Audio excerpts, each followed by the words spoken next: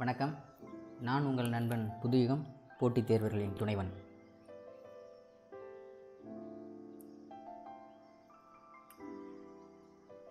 Dravidian moments இன் Tamil Nadu justice party, அதாவது திராவிட இயக்கங்கள், தமிழ்நாட்டில் தொடங்கின திராவிட இயக்கங்களோட எழுச்சி என்ன அப்படிங்கிறது தான் நம்ம பார்க்க போகிறது. அதில் முக்கியமான ஒரு பிரதான கட்சி, அதாவது இப்போ இருக்கக்கூடிய எல்லா கட்சிகளோட ரூட்டுமே நீதி கட்சி தான். சரிங்களா, அதை பார்க்கலாம். சரி, என்னென்ன ஈவெண்ட்ஸ் நடந்திருக்குது அப்படிங்கிறது. 1914 திராவிடியன் அசோசியேஷன், திராவிட சங்கம் அப்படிங்கிறது தொடங்கப்பட்டது. 1916 சவுத் இந்தியன் லிபரல் ஃபெடரேஷன், தென்னிந்திய நல உரிமை சங்கம் அப்படிங்கிறது தொடங்கப்பட்டது. 1917 அது ஜஸ்டிஸ் பார்ட்டின்னு பெயர் மாற்றம் வந்தது. 1919 மாண்டேகு செம்ஸ்ஃபோர்டு சீர்திருத்தம் கொண்டு வரப்பட்டது.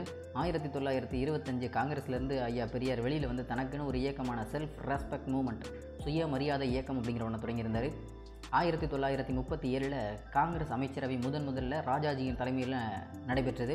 அதான் first victory of Congress.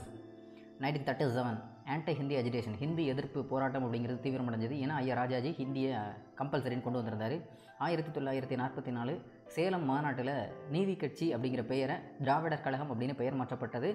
1946 India சுதந்திரம் அடைய போகிறதுன்னு தெரிஞ்சதுமே ஒரு டெம்பரரி கவர்மெண்ட்டு ஃபார்ம் பண்ணியிருந்தாங்க. அதுக்கான பிரசிடென்சி யாரோட தலைமையில் இருந்தது அப்படின்னா பிரசிடென்ட்ஷிப் அது நம்ம டி பிரகாஷம் அவரோட தலைமையில் தான். 1947 சுதந்திரம் அடையும் போது நமது சீஃப் மினிஸ்டர் ஓமந்தூர் ராமசாமி ரெட்டியார். 1949 நம்மளுடைய நாடு குடியரசு ஆகும்போது நமக்கு இருந்த CM P Kumaraswami Raja. 1949 birth of Dravida Munnetra Kazhagam, Dravida Munnetra Kazhagam எனும் இயக்கம் தொடங்கப்பட்டது அண்ணாவால். 1952 சுதந்திரமடைந்த பின் இந்தியா சந்தித்த முதல் பொது தேர்தல். 1956 ஸ்டேட் ரீஆர்கனைசேஷன் ஆக்ட், மாநில மறுசீரமைப்பு சட்டம் கொண்டு வரப்பட்டது. 1965 மீண்டும் ஹிந்தி அஜிடேஷனுக்கான ப்ரொட்டஸ்ட். 1967 முதலாக திமுக தலைமையில் ஆட்சி அமைந்தது. 1969 இறப்பதற்கு முன் அண்ணாவால் கொண்டு வரப்பட்ட மிக பெருமைக்குரிய ஒரு விஷயம், மெட்ராஸ் ஸ்டேட் அப்படிங்கிறது தமிழ்நாடு என்ற பெயர் மாற்றப்பட்டது. 1969 அண்ணா இறந்தார். 1969 அதற்கடுத்ததாக வி.ஆர். நெடுஞ்செழியன் என்பவர் தற்காலிகமாக முதலமைச்சரானார். பிறகு நிரந்தரமாக ஐயா மு. கருணாநிதி அவர்கள் முதலமைச்சரானார். 1972 டிஎம்கே அப்படிங்கிற பார்ட்டியிலேருந்து பிரிஞ்சு புதுசாக ஒரு இயக்கம் உருவானது. அதுதான் ஏஐஏடிஎம்கே, அகில இந்திய அண்ணா திராவிட முன்னேற்றக் கழகம். 1974 state autonomy resolution was past in the assembly, அதாவது ஸ்டேட்டுக்குன்னு ஒரு தனி அந்த சுயாட்சி அப்படிங்கிற மாதிரி. அடுத்து நம்ம தமிழ்நாட்டோட பொலிட்டிக்கல் ஹிஸ்ட்ரி என்னங்கிறத பார்க்கலாம்.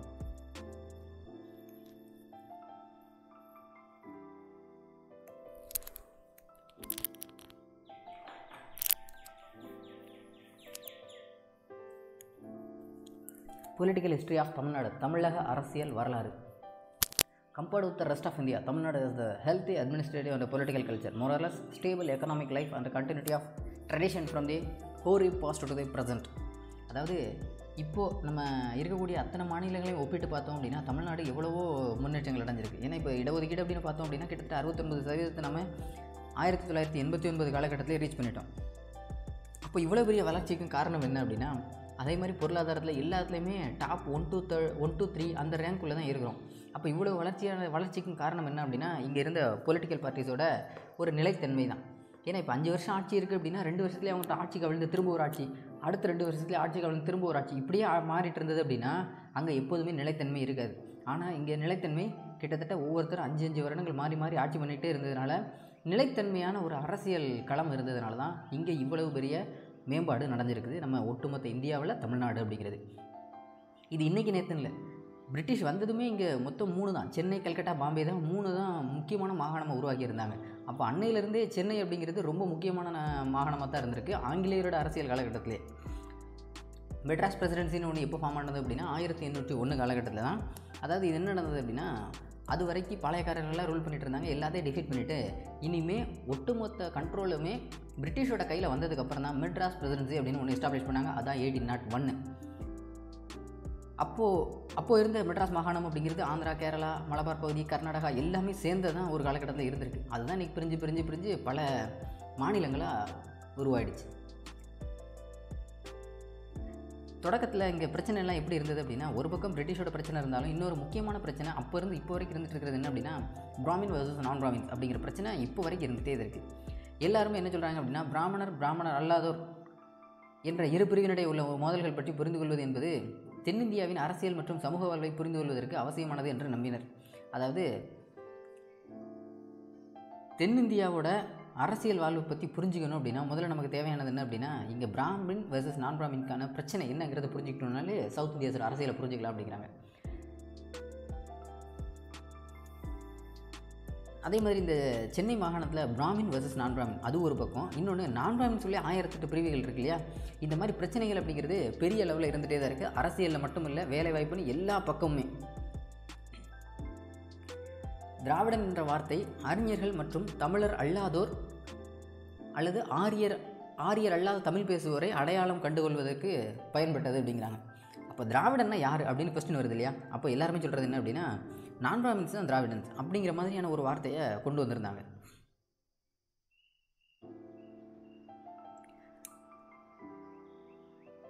ஏன்னா ஆரியர்கள்னால் வடமொழிகளில் இருந்து வந்தவங்கன்றோம்.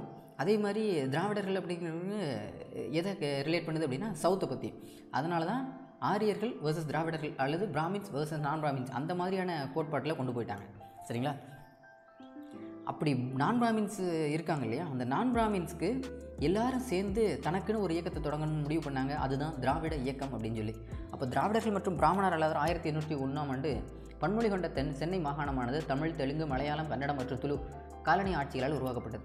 சென்னை மாகாணம் அப்படிங்கிற ஒரு வார்த்தையில் இத்தனை மொழிகளும் உள்ளடக்கப்பட்டது அன்னைக்கு. அதனால இன்னைக்கு வரைக்கும் நம்ம தமிழ்நாட்டில் என்ன சொல்லிட்டு இருக்காங்க அப்படின்னா, திராவிடம் அப்படிங்கிற வார்த்தையை பயன்படுத்திகிட்டே இருக்காங்க. அப்போது நம்ம இந்தியாங்கிறது பன்முகத்தன்மைன்னு சொல்கிறோம் இல்லையா, அதே மாதிரி சென்னை மாகாணம் அப்படிங்கிறது இத்தனை மொழிகளை உள்ளடக்கினால இதுவுமே பன்முகத்தன்மை கொண்டதாக தான் அந்த இருந்திருக்கு. அப்புறம் வங்காளத்திலையும் வட இந்தியாவின் பகுதிகளிலும் சமஸ்கிருதம், வேதங்களை பயன்படுத்திய பண்பாடு முன்னெடுக்கப்பட்டது. இவற்றோடு இந்தோ ஆரிய, இந்தோ ஜெர்மன் மொழி குடும்பம் அங்கீகரிக்கப்பட்டது. ஏன்னா அவங்களுக்குன்னு பொதுவான ஒரு மொழின்னு இல்லை, எல்லாமே கலப்பின மொழியாக தான் அவங்க காலகட்டத்தில் இருந்திருக்கு, எங்கள் வங்காளத்துலேயும் வட இந்தியாவிலையும். ஆனால் வேதம் அல்லாத, சமஸ்கிருதம் அல்லாத பண்பாடு அங்கீகரிக்கப்படவில்லை. இதெல்லாம் எங்கள் நார்த்தில் இந்த மாதிரி எதுவுமே கிடையாது, எல்லாமே வேதத்தை சார்ந்து தான் இருந்திருக்கு. ஆனால் அப்படியே ஆப்போசிட்டாக இருந்தது இங்கே நம்ம சவுத்தில். அப்போ எஃப்டபிள்யூ எல்லிஸ் அப்படிங்கிறவர் பயங்கரமான ஒரு தமிழை நேசிக்கக்கூடிய ஒருத்தர். அவர் என்ன சொல்கிறார், வள்ளுவரின் குரலை மிகவும் விரும்புவராகவும் பாராட்டப்படுகிறார். இவர் பிற தமிழ் படைப்புகளையும் நேசிப்பவராக இருப்பினும் எல்லிஸின் காலனிய மற்றும் மத பின்னணி அறியப்படவில்லை. அவர் இப்படி தான் அப்படின்லாம் இல்லை, அவர் முக்கியமாக தமிழுக்கு ரொம்ப ஆதரவு கொடுத்த ஒரு ஆள் F W Ellis, Francis White Ellis அப்படிங்கிறவர். அதே மாதிரி தான் ராபர்ட் கால்டுவெலும் அது ஃபர்தராக வந்து அவரோட கோட்பாடு இன்னும் எக்ஸ்டெண்ட் பண்ண ஒரு ஆள். அப்புறம் ஜேம்ஸ் பிரின்சிப் அப்படிங்கிறவர் மற்றும் இதர ஆய்வாளர்களால் பிராமண மூல ஆவணங்கள் மற்றும் தென்னிந்திய மொழிகளின் மீதான ஆய்வுகள் இதெல்லாம் பண்ணி பார்த்ததில் இந்திய கலாச்சாரம் என்பது ஒரே மாதிரியான தன்மையை கொண்டது அல்ல என்றும், புத்த திராவிட மரபுகள் கூட இந்தியாவில் இருந்தன என்பதும் நிரூபிக்கப்பட்டது. அதாவது எல்லாருமே என்ன சொல்கிறாங்க அப்படின்னா, சமஸ்கிருதம் வடமொழி தான் மிக பெருசு அப்படின்னு சொல்லிட்டு இருக்காங்க இல்லையா.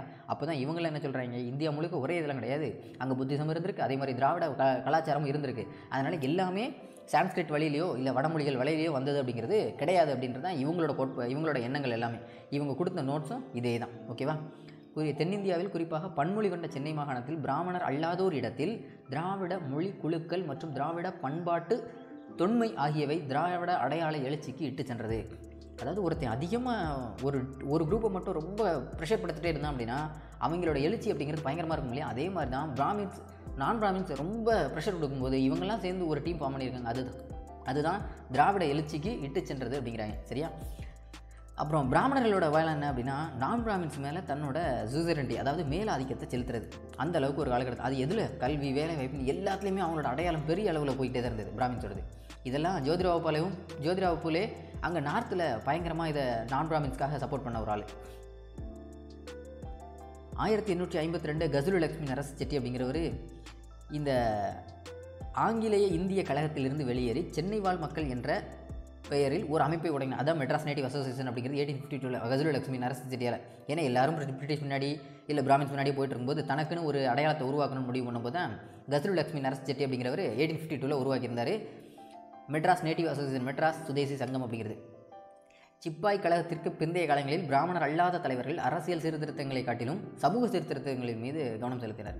அதாவது இப்போது நம்ம அம்பேத்கர் என்ன சொல்லியிருக்கிறார் அப்படின்னா, சமூகத்தில் சரியான ஜனநாயகம் இருந்தால் மட்டும்தான் அரசியல் ஜனநாயகமே நீடிக்கும் சொல்கிறவர் அம்பேத்கர். அதே மாதிரி சமூகம் சரியாக இருக்கணும், அப்போ தான் அரசியல் நீடிக்கும். இங்கே நாம் பிரிட்டிஷ்க்கும் நமக்கு இப்போ 1857 மிகப்பெரிய ரிவோல்ட் நடந்தது. அதுக்கப்புறம் பிரிட்டிஷோட கொள்கைகள்லாம் கிட்டத்தட்ட கொஞ்சம் கொஞ்சமாக மாற, ஏன்னா அது டேரெக்டாக கவர்மெண்ட் ரூலுக்கு வந்துருச்சு. அதாவது ஆங்கிலேய அரசாங்கம் நேரடியாக நம்மளை ரூல் பண்ண ஆரம்பித்தாங்க. அப்படி இருக்கும்போது அங்கே அரசியலில் நம்ம சீர்திருத்தம் பண்ணுறதை காட்டிலும் முதல்ல சமூகத்தில் நிறைய சீர்திருத்தம் பண்ண வேண்டியது இருக்குன்னு சொல்லி இங்கே எல்லாம் நான் பிராமின்ஸ் எல்லாமே என்ன முடிவு பண்ணாங்க அப்படின்னா, அரசியலில் இருக்க சீர்திருத்தத்தை காட்டிலும் சமூகத்தில் சீர்திருத்தத்தில் அதிகமாக கவனம் செலுத்தினாங்க. அதன்படி தான் 1909 மின்டோ மார்லி ரெஃபார்ம்லாம் கொண்டு வந்திருந்தாங்க. ஏன்னா இங்கே பிரதிநிதித்துவம் அப்படிங்கிறது பெரிய அளவில் இல்லாமல் இருந்தது இல்லையா. அப்போ பிராமணர் அல்லாதவருக்கு பிரதிநிதித்துவம் தேவை, அதாவது ப்ரொபோஷனல், அதாவது ரெப்ரசன்டேஷன் அப்படிங்கிறது தேவைப்படுது அப்படின்னு சொல்லி மின்டோ மார்லி ரெஃபார்மில் கொண்டு வந்திருந்தாங்க. 1913 அதோட செயற்குழு உறுப்பினர் திரு சர் அலெக்சாண்டர் ஜோர்டன் கேர்டிவ் அப்படிங்கிறவரோட புள்ளி விவரம் என்ன சொல்லுது அப்படின்னா, கிட்டத்தட்ட இங்கே மெஜாரிட்டி, அதாவது 3% தான் பிராமின்ஸ் இருக்காங்க, ரிமைனிங் நான் பிராமின்ஸ் இருக்காங்க. ஆனால் இங்கே கவர்மெண்ட் எம்ப்ளாய்மெண்ட்டில் எப்படி இருக்குது அப்படின்னா, 3% இருக்கக்கூடிய பிராமின்ஸ் ரிமைனிங் உள்ள 90% எம்ப்ளாய்மெண்ட்டை அவங்க ஆக்குப்பை பண்ணியிருக்காங்க. அதே இது 97% கிட்ட இருக்கக்கூடிய நான் பிராமின்ஸ் வெறும் கம்மியான சொற்ப கவுண்டில் தான் கவர்மெண்ட் எம்ப்ளாய்மெண்ட்டில் இருக்காங்க. இப்போ வேலைவாய்ப்பு இல்லாத அளவுக்கு இருக்குது நான் பிராமின்ஸ். அதெல்லாம் இவரோட புள்ளி விவரம் தான். அது இவர் ராயல் கமிஷன் அப்படிங்கிற ஒரு குழுவுக்கு இவர் தான் தலைவராக இருந்திருப்பார். அப்புறம் தான் உருவானது நீதி கட்சி அப்படிங்கிறது. இவ்வளோ பெரிய பிரச்சனைகள்லாம் இருக்குது. அப்போது இந்த மக்களுக்கு நம்ம என்ன பண்ணுறது, நமக்குன்னு ஒரு அரசியல் தொடங்கணும் அப்படின்றக்காக தான் பிராமணர் அல்லாதவர் எல்லாம் சேர்ந்து ஒரு அரசியல் அமைப்பை தொடங்கினாங்க. அதுதான் justice party, south Indian liberal federation அப்படிங்கிற ஒன்று. பிறகு முதலாம் உலகப் போருக்கு பிறகு ஏற்பட்ட அரசியல் சீர்திருத்தங்கள் மற்றும் நிறுவனங்களின் பிரதிநிதியாகவும் வாய்ப்பு போன்றவை இவர்களின் செயல்பாடுகளை ஊக்குவித்தன. 1916 TM Nair, PT Thyagarayar, doctor C Natesan, இது போக அலமேலுமங்கை தாயம்மாள், MC ராஜா எல்லாரும் சேர்ந்து ஒரு 30 பேர் சேர்ந்து தான் முதல்ல ஒரு அமைப்பை தொடங்கினாங்க, தென்னிந்திய விடுதலை கூட்டமைப்பு. அதுதான் பின்னால் நீதி கட்சி அப்படின்னு பெயர் வந்தது. எதனால்? அவங்களோட பத்திரிகையோட பேர் நீதி, அதாவது ஜஸ்டிஸ். அதனால் அந்த பேரே கட்சியோட பேராகவும் பின்னால் மாறிட்டாங்க. இவங்களோட ஓயாத முயற்சியால் தான் பிராமணர் அல்லாதவருக்கான மாகாண சட்டமன்ற தேர்தலில் இடஒதுக்கீடு பெற்று தந்தனர் அப்படின்றாங்க. சரி, நீதி கட்சியின் முக்கிய நோக்கங்கள்லாம் என்ன? தென்னிந்தியாவின் அனைத்து பிராமணர் அல்லாதோரின் கல்வி, சமூக, பொருளாதார மற்றும் செல்வ மேம்பாட்டினை உருவாக்கி முன்னேறுது. ஏன்னா ஒரு இனம் முன்னேறணும் அப்படின்னாலே பேசிக்காக அவங்களுக்கு தேவையானது கல்வி, அப்புறம் சமூகத்தில் அந்தஸ்து, அப்புறம் பொருளாதார மேம்பாடு. இது 3 அடைஞ்சிருச்சுனாலே அந்த சமூகம் ரொம்ப முன்னேறி சமூகம் மாறும். அப்போ இப்போ கொண்டு வரணும்னா என்ன பண்ணுது? இது 3 அவங்களுக்கு கொடுக்கணும். அப்போ கொடுக்குறது என்ன பண்ணுது? நமக்கு அரசியல் பவர் தேவை. அப்போ அரசியல் பவர் தேவைன்னா எலெக்ஷன் நினைக்கணும். அதுக்கு தான் நீதி கட்சி பயங்கரமாக போராடிருந்தாங்க. அரசமைப்பின் உண்மையான பிரதிநிதித்துவ அரசாங்கமாக ஆக்குதல், பிராமணர் அல்லாதோரின் கோரிக்கைகளுக்கு ஆதரவாக பொது கருத்தை உருவாக்குதல்.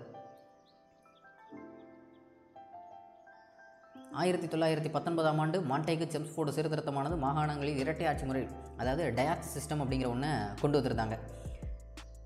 சில துறைகள் தேர்ந்தெடுக்கப்பட்டு இந்திய அமைச்சிருக்கு, அதாவது ஒரு சில டிபார்ட்மெண்ட்ஸ் அப்படிங்கிறது நம்ம எலெக்ஷன் நின்று ஜெயிக்கிறோம் இல்லையா, அதனால் நமக்கு ரிமைனிங் உள்ள முக்கியமான டிபார்ட்மெண்ட்ஸ்லாம் அது யாருக்கு அப்படின்னா பிரிட்டிஷ்க்கு. இந்த மாதிரி இரட்டை ஆட்சின்னு துறை கொண்டு வரணும்னு முடிவு பண்ணாங்க. அப்போ இந்த இரட்டை ஆட்சி முறை அப்படிங்கிறது கொண்டு வந்ததுமே 1920 எலெக்ஷன் நடக்குது.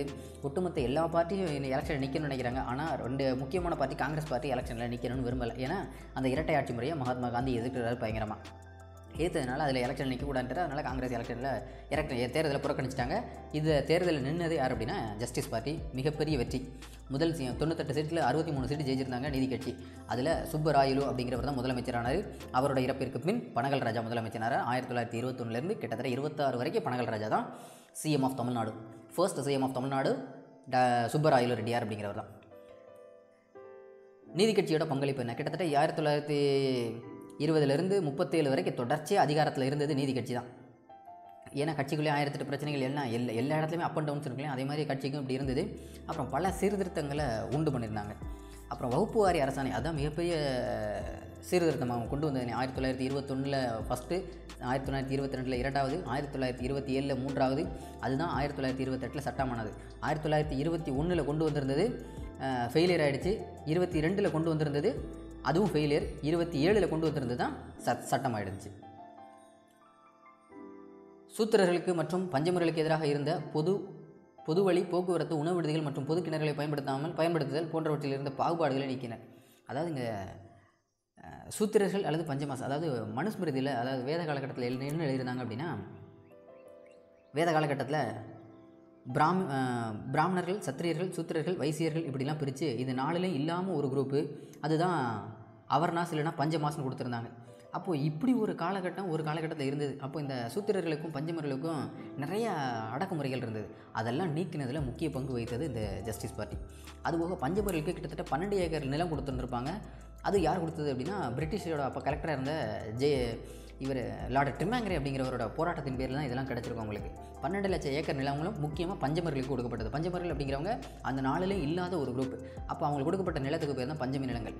இந்த பஞ்சமி நிலங்கள் தான் இந்த பஞ்சமி நிலங்கள் ஒருபோதும் விற்கவும் கூடாது, வாங்கவும் கூடாதுன்னு சொல்லி அன்றைக்கி சொல்லியிருந்தாங்க. ஆனால் இன்றைக்கி அந்த மக்கள்கிட்ட அதெல்லாம் இல்லை. அதே மாதிரி இந்த மாதிரி இப்போ பஞ்சமர்கள் இந்த இவங்களாம் இருக்காங்களே, இவங்களோட குழந்தைகளுக்கு சிறப்பு கல்விகள் வழங்குறதுக்கும் முயற்சி கொள்ளப்பட்டது. ஏன்னா ஒருத்தன் மேலே வரணும் அப்படின்னா அவனுக்கு கல்வியை கொடுக்கணும் இல்லையா? அப்போ கல்வியை கொடுத்தா மேலே வந்துடுவாங்க. இன்னொன்று அவங்களோட ஃபினான்ஷியல் ஸ்டேட்டஸை கூட்டணும். அப்போ அதுக்கு தேவை பொருளாதாரத்துக்கு தேவை அவங்களுக்கு வேலை வாய்ப்பு, இதெல்லாம் கொடுக்கணும்னு முடிவு பண்ணாங்க. அதே மாதிரி மதிய உணவு திட்டத்தை முதல்ல சுதந்திரத்திற்கு முன் கொண்டு வந்தது 1921 காலகட்டத்தில் பிடி தியாகராயரோட தலைமையில் தான் கொண்டு வந்திருந்தார். அவருக்கு முன்னோடி யாருன்னு கேட்டாங்கன்னா MC ராஜா தான். இதெல்லாம் ஆனால் பெரிய அளவில் சக்ஸஸ் பண்ண முடியல. அதனால தான் சுதந்திரத்திற்கு அப்புறம் 1956 காலகட்டத்தில் ஐயா காமராஜரோட தலைமையில் மிகப்பெரிய அளவில் கொண்டு வரப்பட்டது. அப்புறம் அது எம்ஜிஆர் ஐயாவால் மதிய உணவு திட்டம் சத்துணவு திட்டமாக மாறிச்சு. சத்துணவு திட்டம் அப்படிங்கிறது டாக்டர் எம்ஜிஆர் சத்துணவு திட்டம் அப்படின்னு சொல்லி அம்மையார் ஜெயலலிதாவில் கொண்டு வரப்பட்டது. அப்புறம் அதில் நிறைய வெரைட்டியான ரைஸ் எல்லாம் கொண்டு வந்திருந்தாங்க. இப்போ காலை உணவு திட்டமும் ஐயா ஸ்டாலினால் கொண்டு வரப்பட்டிருக்கு இல்லையா? இது எல்லாத்துக்கும் முன்னாடி ஜஸ்டிஸ் பார்ட்டி தான். அதே மாதிரி மருத்துவ கல்விக்கு சமஸ்கிருதம் அப்படிங்கிறது அடிப்படை தகுதி என்பது நீக்கப்பட்டு பிராமணர் அல்லாத மாணவர்கள் மருத்துவக் கல்வியில் நுழைவதற்கு வழி செய்யப்பட்டது. ஏன்னா டாக்டர் படிக்கிறதுக்கு எதுக்கு சான்ஸ்கிரிட் அப்படிங்கிறது ஒரு ஸ்க்ரீனிங்காக இருக்கணும், அதெல்லாம் தேவையில்லை. இதில் எல்லாரும் போகணும், அது முக்கியமாக நான் பிராமின்ஸ் போகணும் அப்படிங்கிறக்காக தான் இவங்க நிறையா அதெல்லாம் நீக்கி ஒரு நல்ல வழியை கொண்டு வந்தது நம்ம நீதி கட்சி தான். அப்புறம் டாக்டர் முத்துலட்சுமி அவர்களின் முயற்சியால் இந்தியாவின் முதல் முறையாக தேவதாசி முறை ஒழிக்கப்பட்டதுடன் பெண்கள் வாக்குரிமை பெற்றனர். 1920 நடந்த எலெக்ஷனில் பெண்களுக்கு வாக்குரிமை இல்லாமல் இருந்தது. 1921 தான் முதல்ல வாக்குரிமை அளிக்கப்பட்டது. காரணம் நீதி கட்சியோட முன்னெடுப்பு தான். அது மட்டும் இல்லாமல் 1927 பதவிக்கு வந்த முத்துலட்சுமி ரெட்டி அம்மையாரோட முக்கியமான கோரிக்கை என்ன இருந்ததுன்னா, இந்த தேவதாசி எபோலிஷ்மெண்ட் பில்லு, தேவதாசி முறை ஒழிப்பு மசோதா, அது 1929 கொண்டு வந்து 30 பார்ஷியலாக சக்ஸஸ் ஆச்சு. ஆனாலும் தேவைப்படுறவங்க கோயிலை விட்டு போய்க்கலாம், இல்லை கோவிலுக்குள்ளே இருந்துக்கலாம் அப்படின்னு சொல்லி தேவதாசி முறைன்றதை வச்சுருந்தாங்க பிரிட்டிஷ் நம்ம கவர்மெண்ட்டு. அப்புறம் தான் 1947 ஐயா ஓமந்தூர் ராமசாமி ரெட்டியாரோட பீரியடில் அது முழுவதும் நீக்கப்பட்டுருச்சு. அப்புறம் கூட்டுறவு சங்கங்கள் மேற்படுத்தப்பட்டன. மிராசுதாரர் முறை ஒழிக்கப்பட்டதுடன் மற்றும் 1923 நீர்ப்பாசன திட்டங்களும் உருவாக்கப்பட்டன. ஏன்னா நிறையா நீர்ப்பாசன திட்டம் இல்லைன்னா இங்கே விவசாயம் ஒன்று நடக்காது இல்லையா? அதனால் அதுலேயும் கவனம் செலுத்தியிருக்காங்க. இதில் தான் அண்ணாமலை யூனிவர்சிட்டியும் தொடங்கப்பட்டிருந்தது, ஆந்திரா யூனிவர்சிட்டியும் தொடங்கப்பட்டது. ஆந்திரா யூனிவர்சிட்டி 1926 தொடங்கியிருந்தாங்க. உடனே நமக்கு அண்ணாமலை யூனிவர்சிட்டி 1929 தொடங்கியிருந்தாங்க.